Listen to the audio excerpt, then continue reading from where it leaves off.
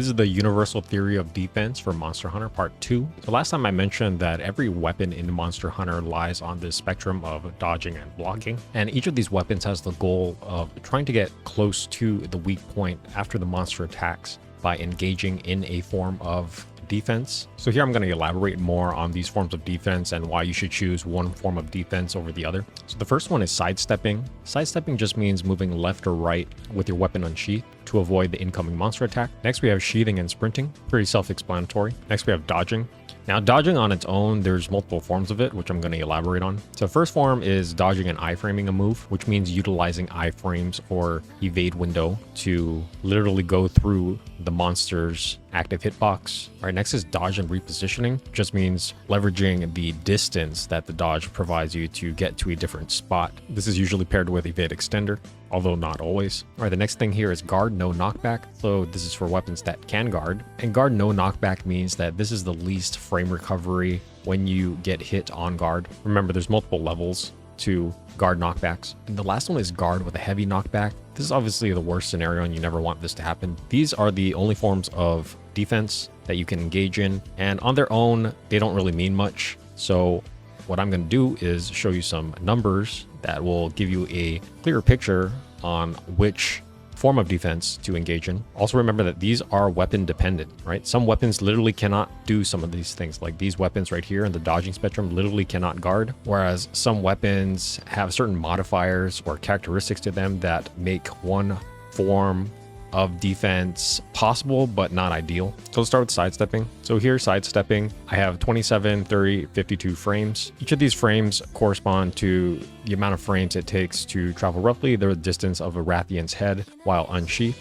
Now you can imagine less than 27 frames are reserved for your fast weapons like sword and shield and dual blades. 30 frames are for your medium weapons like longsword or insect glaive. 52 frames are for slow weapons like lance and greatsword. So as you can see here, you don't want to sidestep as a greatsword or lance because 52 frames is very expensive. Now here's a nuance that is weapon dependent, right? Greatsword, you obviously don't want to sidestep, so you're probably going to sheath most of the time. But lance has a tool at its disposal called hopping. So that's where you wouldn't want to sheath as lance, because even though its walking sidestepping speed is quite bad, it has a tool at its disposal, which is hopping. All right, the next is sheathing and sprinting. So as you can see, sheathing and sprinting, again, is very variable depending on what weapon you choose. So the amount of frames it takes to sheath for greatsword is 37. The amount of frames it takes to sheath for charge blade is a whopping 90 frames, which is a lot. So with charge blade, you never ever want to sheath. There's really no reason to sheath unless you have to use an item or the situation really demands that you sheath and get the hell out of there. But greatsword, because its frames are pretty low, you want to sheath a lot because its sidestepping movement speed is quite bad. Now there's obviously weapons with faster sheathing like dual blades and sword and shield, and you have to take those into consideration with sheathing and sprinting. But dual blades and sword and shield, they have very fast sidestepping capabilities because they can move that critical distance in less than 27 frames. All right, next is dodge. Now dodge takes 54 frames to do. This includes the recovery out of a dodge as well, but on its own it's not that useful, but it's just a constant number that we need to understand, because the next thing we can look at is dodge and iframe. So with dodging and trying to iframe an enemy attack, I put 81 frames, and the reason I put 81 frames is because it is very rarely the case where you iframe a move and you are always in the right place, ready to attack the monster. More often, it's the case you iframe the enemy hitbox and you have to move and adjust a little bit so that you are next to the monster weak point.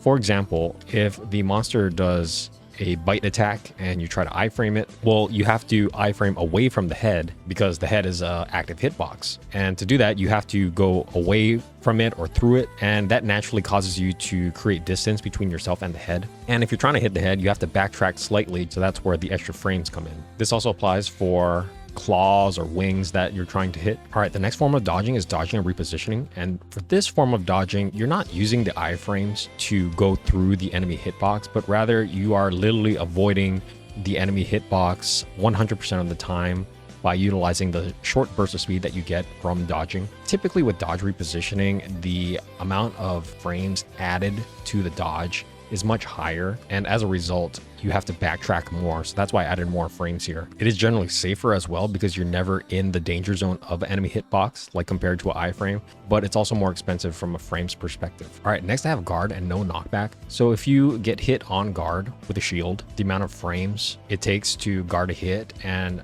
return to neutral is 20 frames, and that's quite low. But the thing about guard is, although it doesn't have movement frames because ideally you are already in the correct spot when you land the guard, there can be some movement frames after. For example, say you take lance, you guard an enemy claw swipe, but you need to hit the head, so you have to hop or kind of inch towards the head. That will add frames, and that's going to add to your defensive cost. All right, last we have guard with a heavy knockback, and this is typically above 60 frames, and 60 frames is 1 whole second, and that is extremely expensive in any action game, and you never want this to happen. If this is happening, not only do you take stamina damage, you actually take HP damage as well, but you can't mount a proper counter attack off of a heavy knockback. So this should never happen. The only reason it's here is just to give you a frame of reference. As you can see, a guard with no knockback is 1/3 of the frame cost compared to a guard with a heavy knockback. So Monster Hunter is all just understanding how many frames it takes for you to play defense. Now, worse players are going to take more frames to play on defense because they have to take the amount of frames that it takes to just do the base form of defense, whether it's sidestepping, dodging, or guarding. And then they have to add frames due to movement. Remember, they're adding frames to get back into position to mount a counterattack. And you can easily identify a good Monster Hunter player by the low amount of frames it takes for them to play defense. The less frames they're playing defense, the more frames they're spending attacking, charging, just doing all sorts of offensive things to damage the monster. They're literally doing more damage over time compared to a worst hunter.